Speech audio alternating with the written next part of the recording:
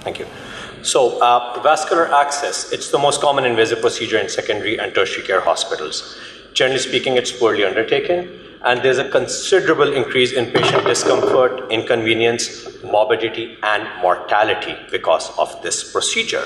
So, before we go ahead with anything, first, do no harm. That is where we begin our medicine, and as doctors, that is what we are taught, that first do no harm to the patient. So ultrasound, it's safer.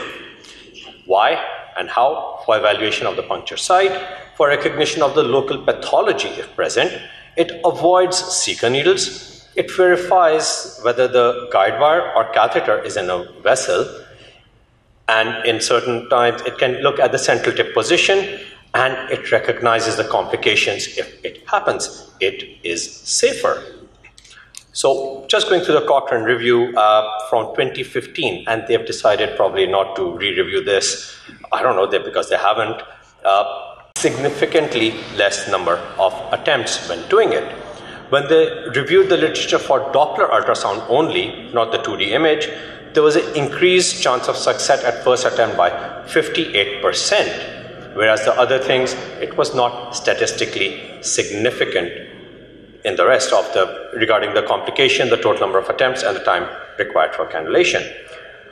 In another publication in critical care in 2017, they have recommended these 6 steps when performing and for clinical practices. So you identify the anatomy, you confirm patency, you use real-time ultrasound guidance. You use it.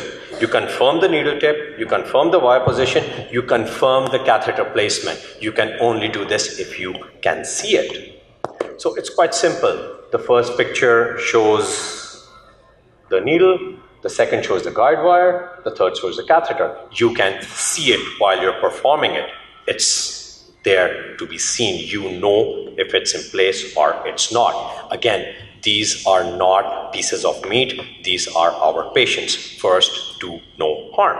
And in case some patients have pulsatile artery vein, you don't know what it is, you can use a Doppler.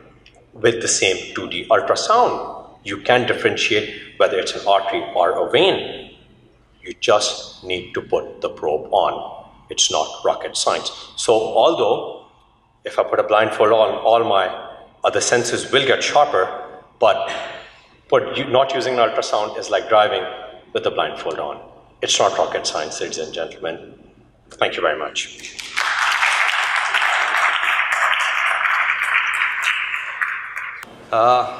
The question was, is it time to use ultrasound for central venous cannulation in every case? So the main thing over here is every case. I will tell you some surveys where how many people are using ultrasound, and if there is any evidence for ultrasound guided CVC. And central veins is not only interjugular vein, it also subclavian vein and femoral vein. And there is a difference between adult and pediatric population, and the role of training is also very important. So in first survey, which was done in 2008, they found that only 27% of anesthesiologists were using ultrasound as the first choice approach, and 50% were using landmark technique. So you can say it's an old, about 10 years back, but there was a survey done by the American Board of Emergency Medicine, and they found that 44% never use ultrasound guidance in placing central venous catheter by the emergency physicians, and the barrier was insufficient training and lack of equipment. Another survey